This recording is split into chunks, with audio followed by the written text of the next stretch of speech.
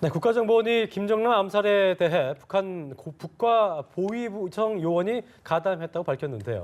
국정원의 김정남 피살 보고 내용을 두 분의 북한 전문가와 함께 짚어보겠습니다. 네, 박휘락 국민대 정치대학원장, 강명도 경기대 초빙 교수 두 분 나오셨습니다. 어서 오십시오. 어서 오십시오. 네, 안녕하십니까. 네, 반갑습니다.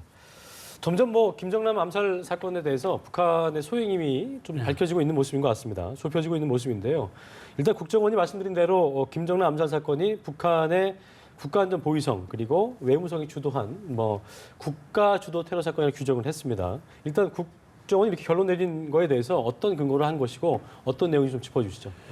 아마 국정원이 이제 정보기관이기 때문에 네, 당연히 이제 소스를 밝힐 수 없어서 그렇지 거기에는 상당히 전문적인 요원들이 근무하고 우리 정보를 총 책임지는 자리 아니겠습니까? 네, 그죠? 네. 그래서 당연히 이제 근거를 갖고 이렇게 판단했으리라고 생각하고 저는 국민들이 이제 우리 국가기관인 국정원을 좀 신뢰할 필요가 있다. 또 한 가지 이제 옥함의 면도날이라는 말이 있습니다. 서양에서. 예. 여러 가지가 불확실할 때는 설명이 가장 간단한 것이 사실은 가장 맞을 확률이 높다 이런 얘기인데 사실 지금 현재 상황에서 북한 또 김정은 그 김정은을 중심으로 한 국가기관이 했다는 설명에 비해서 안 했다는 설명을 하기 너무너무 어렵습니다. 그래서 이 부분에 대해서 국민들이 더 이상 의심할 필요는 없지 않나 이렇게 생각합니다. 알겠습니다. 네. 자, 그동안에는 김정남의 암살 배후로 이제 정찰총국이 의심을 받았는데요. 북한의 국가보위성과 외무성 또 어떤 기관인지 알려주시고 정찰총국과 이 국가외무성 무슨 차이가 있는지 좀 알려주시죠. 예, 현재까지 정찰총국으로 알려진 것은 해외 첩보라든가 파괴 네. 테러 공작 임무를 맡았던 것이 대정보조사부라든가 작전부 이런 것이 맡았는데 최근에 이제 정찰총국으로 확대 개편되면서 다 이제 합해졌거든요. 대정보조사부도 김현희 씨가 대정보조사부 칼기 폭파범 아니었습니까? 근데 그게 이제 축소돼 가지고 파괴 공작 테러 임무를 맡은 부서는 다 정찰총국으로 갔고요. 작전부도 마찬가지입니다. 작전부는 전투 연락서들을 여러 곳에 가지고 있으면서 훈련도 시키고 테러 파괴 안내, 암살 이걸 주도하던 부서였는데 그 작전부장이 오공렬이었는데 그 오공렬이가 그 작전부장에서 해임되고 작전부가 해산됐습니다. 이 부서가 어디로 갔냐? 정찰총국 작전국으로 편입됐죠. 그러다 보니까 해외 공작 업무를 수행할 수 있는 능력을 가진 게 정찰총국입니다. 네. 그러니까 국내라든가 이 국가보위부는 반탐이라든가 그다음에 반체제 인사, 최고 전원과 관련된 사건들을 취급한 것이 국가보위부거든요. 물론 이제 탈북자에 한해서 중국의 체포자도 파견되고 하는 건 북한과 가깝기 때문에 나왔지만 대외 용량력이 없습니다. 이게 해외에서 이런 파괴 공작 임무를 수행할 수 있는 용량력이 없기 때문에 저희도 다 정찰총국이 했다고 보여지는데 이번에 국정원의 조사 발표를 보면 국가보위부가 했다. 그래서 저는 이걸 반체제 인사로 낙인되지 않았냐. 네. 김정남이가 반체제, 말하자면 김정은 체제를 뒤흔들 수 있는 그런 사람으로 낙인돼 가지고 국가보위부가 개입되지 않았나 이렇게도 볼 수 있다는 거죠. 그래서 국가보위부에서 테러 암살했다면 이 사람이 국가보위부가 다뤘다는 것은 반체제 인사로 이제 낙인이 되거든요. 반당 반이면 욕적입니다. 욕적. 예. 한마디로 말씀드려요. 그게 처형된 것이 누굽니까? 장성택이거든요. 장성택의 죄명을 보면 욕적으로 몰았습니다. 그 최고 전엄에 도전했다 해가지고. 그래서 아마, 같은 그런 부분에 그 처형이라든가 그런 암살 계획은 보위성이 하는 거예요, 원래? 그렇죠. 그거 전문이 바로 국가안전보위성입니다. 네. 그러니까 그 국가안전보위성. 국가정보원에 해당하는 그런 부분입니까, 거기가? 국가정보원하고는 또 좀 다릅니다. 국가정보는 해외 용량도 가지고 있지만 국가안전보위성은 해외 용량을 가지고 있지 않기 때문에 그러나 이자도 말씀드렸지만 국가보위부가 책임지고 아마 이걸 하려고. 왜냐하면 중국에 있을 때 한번 그 파견 김정남이를 암살하려고 나왔던 사람이 이용수라고 체포되지 않았습니까? 김용수라고. 그렇죠. 예. 그 체포된 사람이 국인 거네, 그 상태. 국가안전보위부 소속이에요. 그러니까 네. 이미 전부터 국가안전보위부에 오다가 떨어졌다. 왜? 김정남이는 중국에 있었기 때문에 중국은 가능합니다. 제가 말씀드렸지만 제일 많이 나와 있는 국가안전보위부 요원들이 가장 많이 나와 있는 것이 바로 중국이기 때문에 또 중국에는 약 10만 명의 북한 사람들이 나오고 들어가고 하는 그 인원이 있기 때문에 이 인원을 통제하기 위해서 상당히 많은 요원들이 파견 나와 있거든요. 그렇군요. 예. 그렇기 때문에 아마 김정남이 주거지가 중국 땅, 마카오도 중국이기 때문에 중국에 있기 때문에 국가안전보위성의 명령이 그러니까 김정은의 명령이 하달되었다. 이렇게 볼 수가 있는 거죠. 네. 저희는 이제 그 뉴스를 통해서 김정남의 살해 암살 소식을 들었지만 보니까 이제 그 일간지 보도해 봤더니 김정남한테 국정원이 암살 조심하라고 경고를 보냈다고 하더라고요. 이런 부분에 봤을 때 우리가 알 수 없는 정보를 국정원은 알았던 거기 때문에 그럼요. 이런 어떤 그 일련의 상황들, 그 김정남을 살해하기 위한 그런 북한의 계획들이 착착 진행이 되고 있었던 그런 거라고 봐야 될 것 같아요. 어떻습니까? 그럼요. 그 국정원장이 이번에 말고 제일 첫 보고를 통해서 이게 예. 스탠딩 오더였다. 그렇죠. 그러니까 5년 전부터 이미 내려졌던 그 명령에 이렇게 말했거든요. 가장 중요한 게 국정원 같은 정보기관은 소스를 밝힐 수 없다는 겁니다. 왜냐하면 어떻게 수집했는지, 어디서 수집했는지를 알면 적이 그것을 막거나 또는 이제 그것이 신뢰성이 떨어지기 때문에 어쨌든 아까도 말씀드렸지만 우리 국정원의 정보는 이제 신뢰를 해야 된다. 전 세계에서 가장 그 북한에 대해서 집중적인 정보를 수집하고 있는 데가 우리 국가정보원 아니겠습니까, 그죠? 특히 요즘은 이제 뭐 국내적인 그런 부분을 다 이제 그 약화시키고 이쪽 북한과 국제적인 데 집중을 하고 있기 때문에 우리가 이제 뭐 모르지만 충분히 신뢰할 수 있는 그런 정보를 갖고 이렇게 분석을 했다 이렇게 봐야 됩니다. 궁금한 건 이제 이런 경고를 받아놓고도 신변의 위협을 느끼게 될 수 있을 텐데 김정남이 크게 어떻게 대처를 하지 않는 이런 부분은 어떻게 좀 해석을 그 볼수 있을까요? 부분이 사실은 뭐 저희들도 인간입니다만은 저도 이제 이렇게 지나서 보면 아마 김정남은 뭐 우리 한국으로 망명을 했다든지 예. 미국으로 망명을 했었다면 아마 이런 일은 없었을 겁니다. 그렇죠. 근데 이제 본인도 이제 조금은 그래도 미련이 있었던 것 같습니다. 설마 뭐 우리 형인데 그리고 또 내가 그렇게 반체제적인 그런 좀 행동도 편지를 안 보낸 하는데 정황도 있고요. 예, 도와달라고. 그러니까 예. 조금 어쨌든 간에 이제 좀 미련을 갖고 있어 그게 좀 잘못되고 또 한 가지는 중국에 관해서 김정남이 조금 너무 신뢰한 것 같습니다. 사실 중국이 어떤 업무를 체계적으로 그렇게 잘 처리를 하지는 않거든요, 사실은. 근데 그 이제 미국 같은 데는 상당히 이제 그 범인 보호 프로그램에서 철저히 하지 않습니까, 그죠?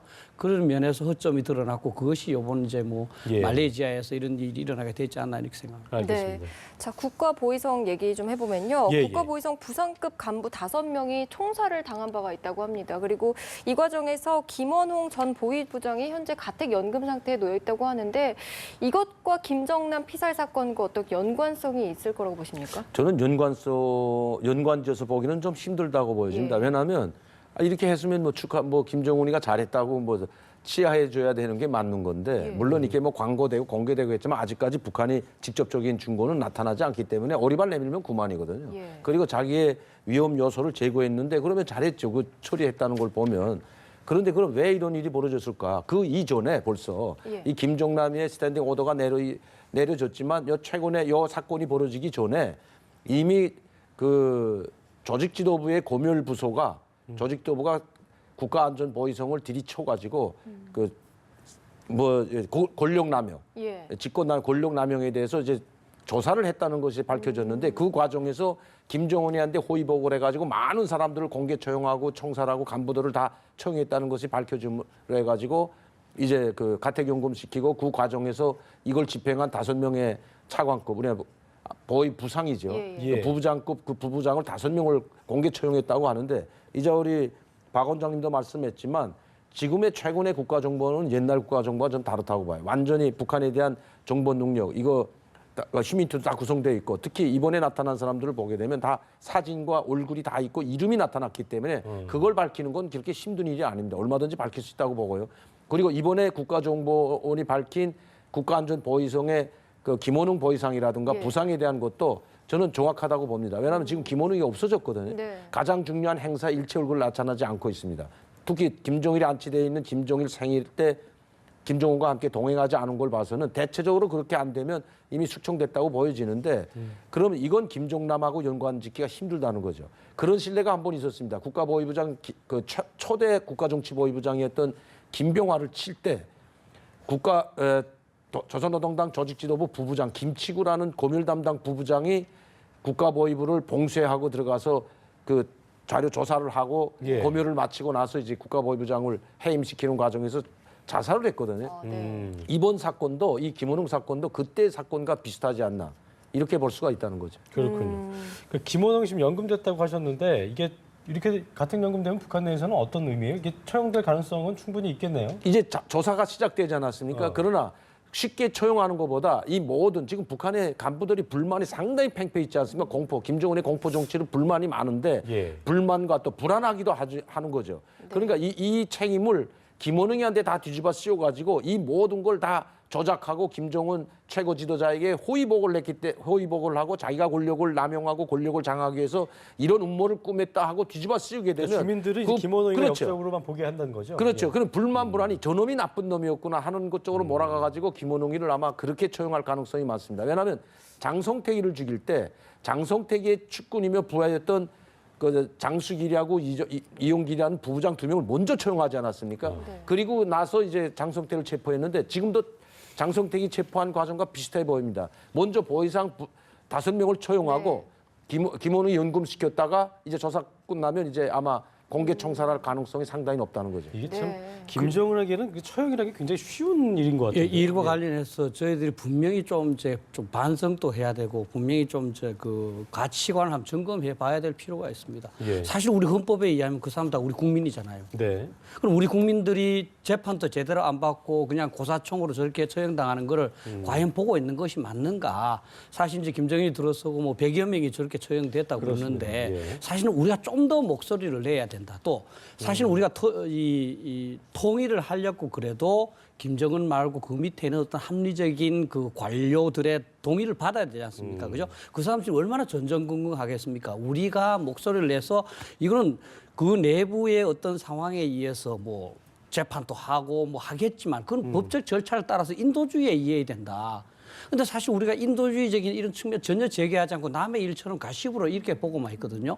엄밀히 따지고 보면 우리 국민인데 그렇지 않습니까? 예. 그래서 이 부분에 대해서는 이제 전 세계가 이제 이렇게 인도주의적인 걸 하는데 우리가 좀 약하다. 특히 뭐 이 북한 인권법도 이제 지난해 통과했습니다만 아직도 인권재단도 출범 못 하고 있지 않습니까? 그죠? 이러면서 인권을 좀 이 측면 좀 부각시키고 그럼으로써 우리 이 통일이 좀 더 가까워올 수 있지 않을까 이렇게 생각합니다. 예. 자, 김정은이 이렇게 공포 정치를 하는 것이 이제 주민들 사이에서도 서서히 알려지는 분위기라고 하던데 주민들 사이에서 좀 파장도 있겠죠. 어느 그렇죠. 정도일까요? 그러니까 겁을 내면서 도망가려고 하는 마음이 생길지 아니면 더 잘해야겠다는 마음이 생길지 이 부분도 좀 저희가 짚어야 될것 탈출구가 같아요. 없지 않습니까? 예. 예를 들어서 김정은한테 반기를 들었을 경우에 그 사람이 어디 탈출구가 있겠습니까? 아까도 저희들이 남한이 그 탈출구를 마련해줘야 된다. 계속 항의를 하고 네. 그런 일이 없도록 해줘야 된다는 것이고 또 한 가지 이제 뭐 김정은이 얼마나 공포스러우냐 하는 부분에 대해서 우리는 그 내부적으로도 공포스럽지만 자, 핵무기를 갖고 있는데 그걸 우리한테 쏠 수도 있잖아요. 그렇죠. 근데 저는 기억을 해요. 최초에 김정은이가 이제 그 정권을 잡을 때 미국 국무부에서 이 스위스에 있던 그 클래스메이트를 쭉 인터뷰에서 내린 결론이 김정은은 위험하다. 예측 불가능하다. 네. 굉장히 폭력지향적이다. 그리고 과대망상증에 걸렸다. 이 네 가지로 이제 요약을 했거든요. 저는 쭉 보면서 그게 맞는 것 같아요. 자, 그러면 이 위험하고 예측 불가능하고 그다음에 그 폭력적이고 과대망상에 빠진 이 사람이 국민들 저렇게 하는 건 그건 뭐 진짜 뭐 당연한 거고 우리한테 핵무기도 사용할 수가 있다. 진짜 우리가 그 굉장히 심각하게 생각해야 할 상황이라고. 알겠습니다. 네.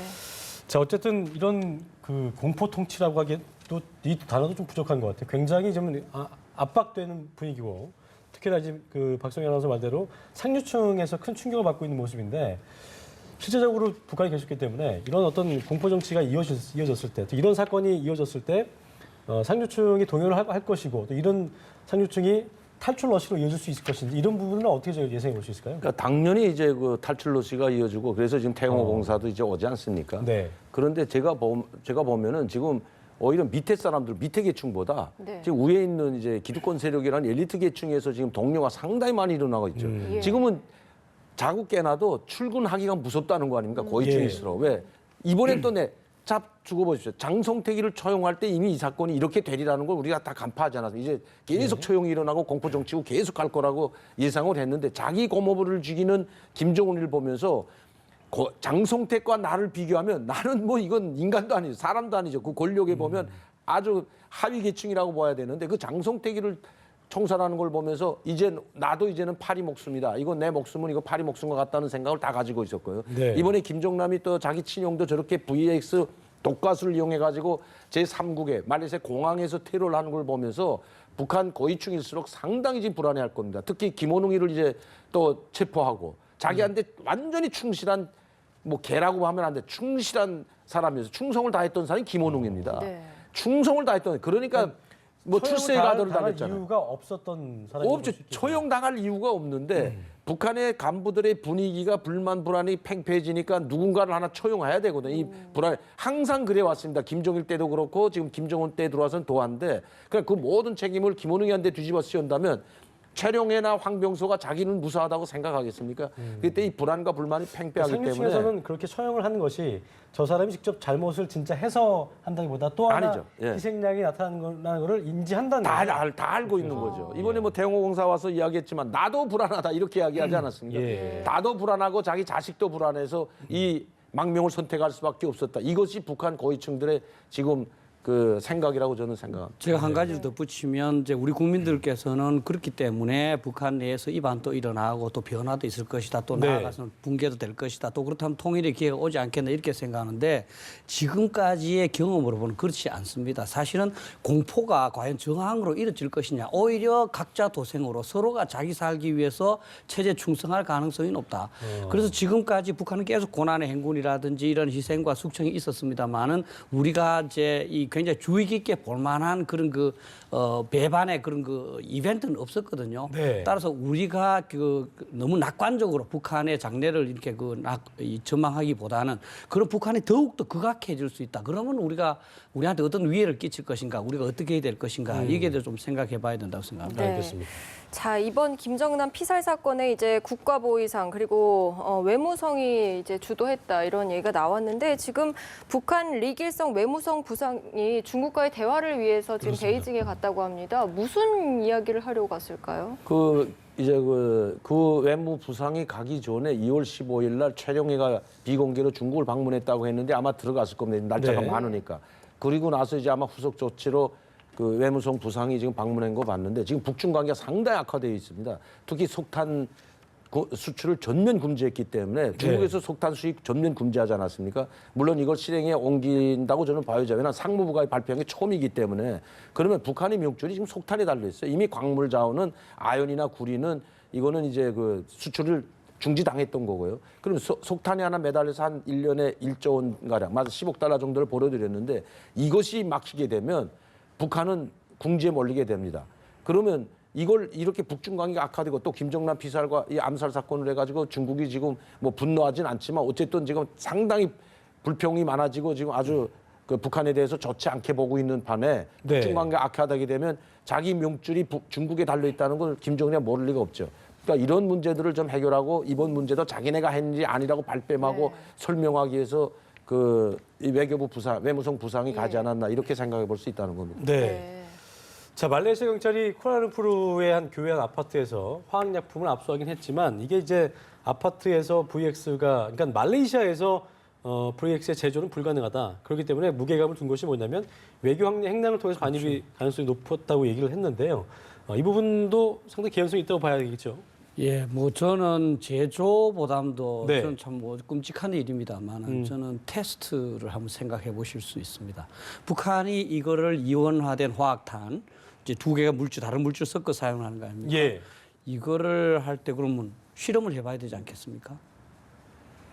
물론 실험의 대상이 동물도 해봤겠지만 저는 사실 북한이라는 체제가 사람한테 대해서도 했을 수도 있지 않을까. 그러면 사실은 말레이시아에서 만들기가 어렵다는 거죠. 북한 네. 내부에서 완벽하게 만들어서 화학탄도 많이 갖고 있고 공장도 있으니까 그 실험까지 다 해서 이미 다 테스트가 됐고. 야, 그럼요. 그렇게 해서 외교 행랑으로 갖고 왔다. 이번에 끔찍한 일이죠. 그 아파트에서 발견된 화학 물질 저는 그렇게 봅니다. 이 화학 물질도 사실 인터넷에 올라가면 독성 화학 물질 파는 방법까지 다 나와 있어요. 네. 구입할 수도 있고요. 16,000원만 주면 독성 화학 물질 구할 수도 있습니다. 근데 이런 거를 구해 가지고 자체로 만들다가 자체로 한번 해보다가 안 되니까 VX를 직접 북한에서 외교 행랑을 통해서 가져올 수도 있다는 겁니다. 알겠습니다. 결과적으로 이제 네덜란드 본부에 둔 그 화학 OPCW, 그러니까 화학 무기 금지 기구가 북한이 이제 VX로 김정남을 암살을 했다는 의혹이 나오고 있기 때문에 조사를 할 수도 있겠다 이런 예측이 나오고 있는데요. 어쨌든 이런 분위기 속에서 북한에 대한 뭐 국제사회 제재는 더 커질 수밖에 없을 것 같긴 합니다. 아마 이분은 저는 김정은이가 자충수를 떴다고 해요. 물론 자기한테 크게 위협도 자충수다. 안 되는데 자기 친형을 죽였을 뿐만 아니라 이게 북한 성향으로 밝혀지고 있지 않습니까? 네. 뭐 완전한 증거는 없지만 이미 북한 쪽으로 하고 외교관까지 가입됐다는 걸 벌써 말레이시아 정부가 발표했다는 건 북한 정부가 개입됐다는 걸 말해주거든요. 이렇게 되면 이 VS 독가스를 사용해서 그것도 사람들이 밀집된 공항에서 했다면 또 다른 것을 안 한다는 보장이 없는 거죠, 북한이. 그렇기 때문에 이번에는 아마 유엔 기구가 직접 나서 가지고 강력하게 항의할 뿐만 아니라 이런 것을 할 때는 어떻게 한다는 제재 조치를 다시 한번 발표할 확률이 상당히 많다는 겁니다. 이 VX 가스를 사용했을 때는 유엔 안보리 대상이 될 수가 있다고 지금 언론에서 나오고 있지 않습니까? 그렇기 때문에 아마 이 문제를 저는 아마 말레이시아 정부든 우리 정부든 네. 유엔 안보리에 상정시켜서 다시는 VX 가스와 같은 이런 금지된 화학 독성 물질을 가지고 테러하는 것을 못하도록 우리가 제재를 가야 되지 않나 이렇게 생각이 봅니다. 네. 네. 자, 한미일 세 나라 북핵 6자회담 수석 대표들이 이제 워싱턴에서 만나서 이야기를 나눴는데 북한의 탄도미사일 발사 또 암살 이런 도발에 예. 관련해서 좀 대응책을 협의했다고 하는데 어떤 내용이 나왔는지 좀 설명 좀 해주시죠. 한미일 협의를 해서 이제 북한의 이제 그런 이런 잔혹한 거에 예. 대해서 규탄을 하고 이제 공동 대응책을 강구하자 이까지는 됐지만 사실 구체적인 내용은 뭐 사실 없는 거죠. 그 테러 지원국 재지정하는 거는 그건 이제 뭐 네. 전 세계가 하는 건 아니고 이제 뭐 예. 미국이 하는 겁니다만은 네. 미국 내에서도 상당히 이제 그 뭐 토론이 되고 있고 아마 그거는 구현되지 않을까 이렇게 생각을 합니다. 네, 어쨌든 근데 이게 예. 미 정부 인사가 예전에 죄송합니다. 그 재지정 안건을 고려하고 있다고 보도한 적은 있는데 이게 이제 한미일 3국 간의 다자 협의 무대에서 직접 얘기를 했기 때문에 좀 더 어떤 실효성이 있어 보이지 않을까 이게 생각드는데요. 실제 이게 뭐 VX를 사용한 테러는 이제 이번에 한 명이지만 그쵸. 네. 너무너무 치명적이거든요. 음. 그런 점에서 이제 뭐 인도적인 차원에서 보면 전 세계가 그렇게 많이 만들어놨던 화학 무기를 1997년부터 전부 다 폐기를 했습니다. 우리도 돈 다 들이싸고 미국도 그렇고 러시아마저도 다 그거는 너무너무 비인도적이거든요. 네. 그래서 이 기회에 이제 저는 이제 국제사회뿐 우리나라도 마찬가지지만 국제사회에서 한번 R2P라는 개념이 있습니다. Responsibility to Protect라는 걸 보호 책임.